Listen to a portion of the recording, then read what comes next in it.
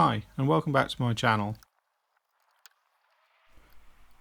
In the last video I mentioned that there is some chassis corrosion that I need to deal with on this truck. Now I could lay on my back working with grinders and welders in very small confined spaces where I can't really get to everything and getting all kinds of rust and rubbish in my eyes, but I don't particularly fancy doing that. So in this video we're going to be stripping Shorty down so that I've got good access to the chassis. As you'll see through the course of this video, it's not very difficult to remove all of the bodywork from a Land Rover. It's a bit like a big Meccano set really, you just need a good set of spanners and it all comes apart pretty easily. You've already seen me remove the rear door, and now I'm undoing the bolts which hold the roof panel on. There are a number of these and they run all the way around the edge, bolting the roof panel down to the body sides at the rear and the windscreen at the front. So I could have taken the roof panel and the body sides off as one unit still bolted together. If I'd done that, I'd have only had to remove the bolts across the top of the windscreen that I'm doing now, and the ones which hold the body sides to the body tub, which you'll see me undo in the next part of the video. The problem with doing that is that bolted together it's one very large, very cumbersome, very heavy item which I wouldn't have been able to safely remove without damaging it, particularly as the body sides on this truck are glazed, which all adds to the weight. So rather than risk that, I thought it was better just to undo the bolts and spend a bit longer on it. So that's the roof panel unbolted now. I'm just taking off the door seals to release it at the front and then walking it off backwards. And it's not too difficult to do on your own. This panel, it's cumbersome, but it's not that heavy. So next to come off are the rear body side panels. These don't take too long to remove as they're only bolted down to the top of the rear tub. As I mentioned in the previous video, the body sides on this truck don't match one side to the other. Unfortunately, one of the sliding windows on the passenger side got broken, so I had to put a spare body side on just to keep the weather out while it was standing.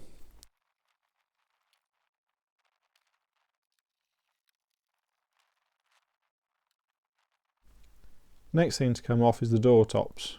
These are only held by two nuts, so it's just a case of removing those and then lifting this off of the bottom half of the door. Next thing to come off is the windscreen. This is only held by a few bolts now that the roof is off, and it's quite easy just to lay forward, unbolt and then remove.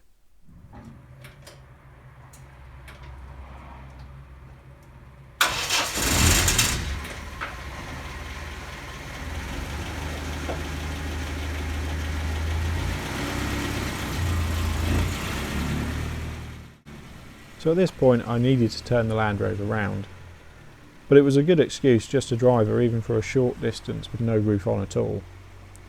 These trucks really are great fun to drive when they're stripped down like this. In fact, I can remember seeing a chap locally in his Series 2 and he never used to put the roof on at all.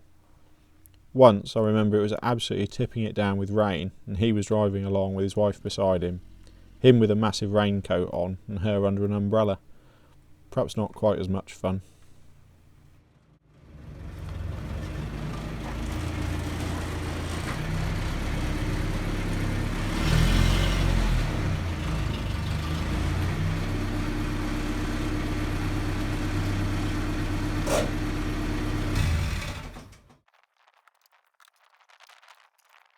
So now we move to the inside of the Land Rover, and the process begins with a good tidy up, picking up all the things that have been collecting in there over the years, taking out things like the CB radio and picking up all of the accumulated rubbish.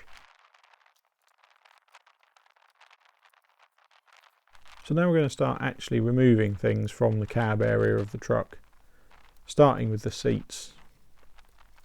The seat bases themselves just lift out. The driver's side has got an adjustable seat, so we're just unbolting that from the runners. Passenger side is just held by a bolt on each side of the bottom of the seat back. And then the next thing I'm going to take off is the seat belts, which are fixed at the bottom corner into a bracket.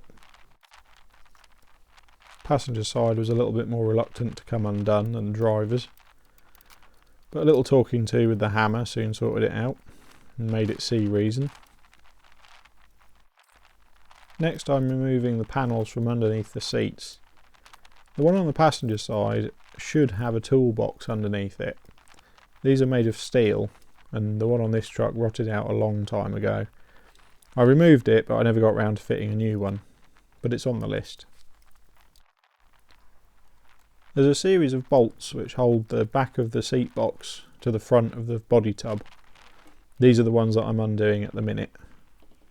A bit like undoing the ones from the roof to the body sides, it's a little bit of a tedious job. Again, there's a few of them and they're not the most accessible. It's not too bad, it's just a bit fiddly.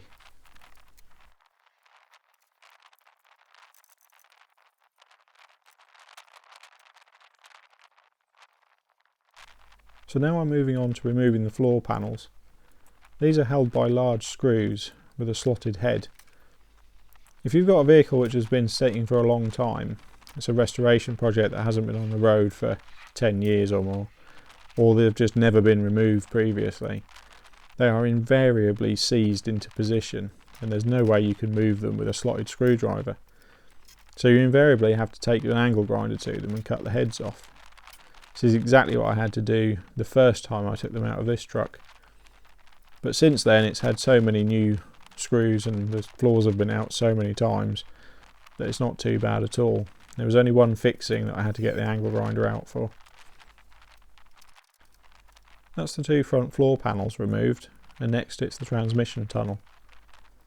I've always had a bit of trouble removing it from this truck.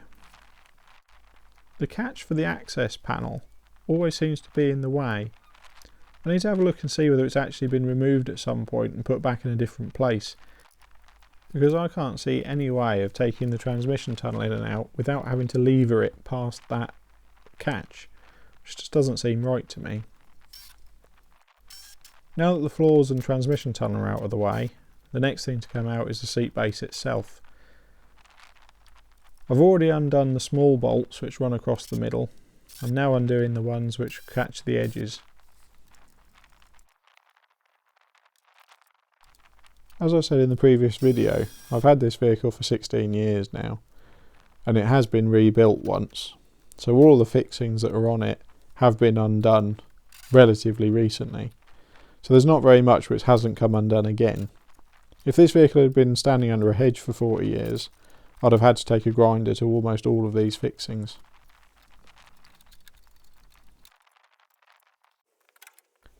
Next I'm removing the door bottoms, which is just a case of disconnecting the door check strap and then undoing the 4 bolts which hold the door hinges into the bulkhead. You may be wondering why I don't just use the impact gun to whiz these bolts out, and why I'm choosing to use a ratchet instead. The reason is that there's a captive nut on the inside of the bulkhead that these thread into, and using an impact gun could cause damage to that thread, which would be something of a pain when I come to put the doors on if it gets stripped out.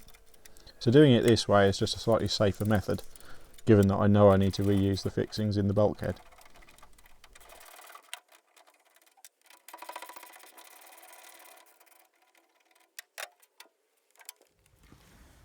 Let's take the sill off, which is attached to the rail which runs between the bulkhead and the front of the tub. There are 2 big bolts here which I've taken off when I take out the seat box. There's 2 which hold the bottom of the wing to the sill. There's 2 which hold the sill, they're here actually, to the bottom of the tub. And there's 2 which hold the sill rail to the bulkhead in here. And I've undone all of the bolts, so it should be possible now to remove the, let's take the door seal off out of the way. Yeah, that's helped. It should now be possible to get the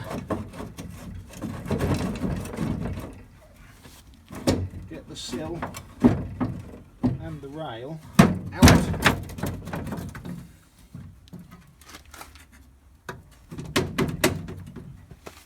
It's stuck on the tyre.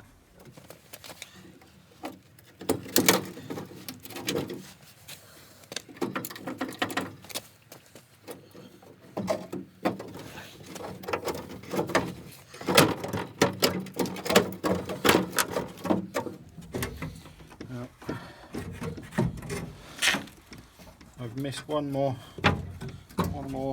bolt. So it's actually just hanging on a bolt. The other side came off really easily, but typically I didn't film it. There we go. Okay, that looked harder than it should have, because this bracket was hanging on that bolt under there.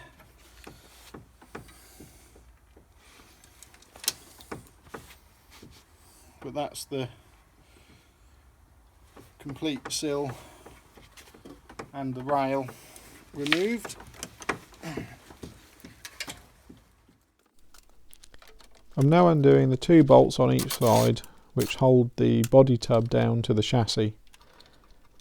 These are a bit more difficult to get to on the side I'm doing now because of the fuel tank, but it is still possible. It's much easier on the passenger side without that in the way.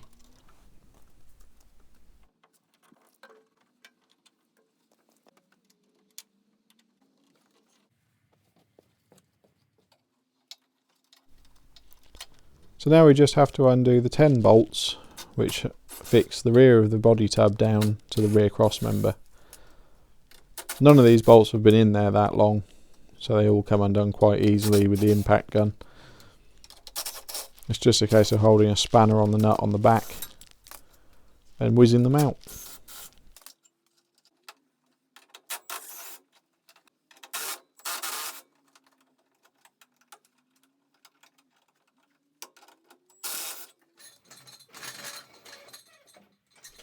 So now we're ready to remove the body tub from the Land Rover. The way I do this is to run straps corner to corner across the tub, and then at the point where they meet I use the engine crane to lift. I've always got on quite well doing this, and it's basically the only way that I can manage to do it on my own.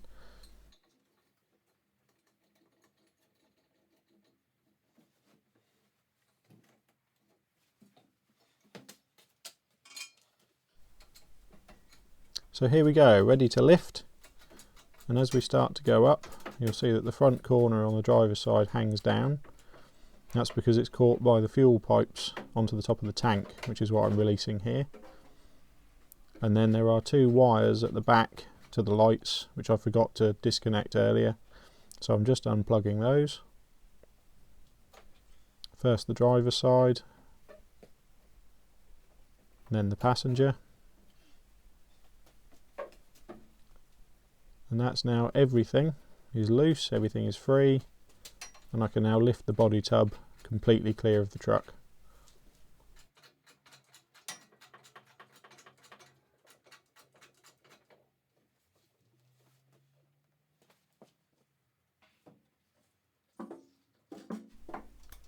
Now I can just drive the Land Rover out from underneath it, which will allow me to drop the tub back down onto the floor.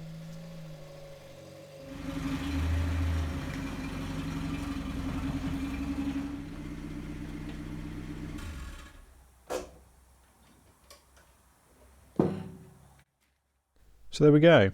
That's all of the bodywork from the bulkhead back now removed. This will mean that I've got great access to the chassis to assess its condition and make any repairs that are necessary. There's also a few other things I'll probably be able to see and check while I've got it all apart. It's the nature of old Land Rovers that there's going to be more work to do on this than I initially thought there would be. There's bound to be areas of rust which weren't picked up on the MOT, which I will need to deal with.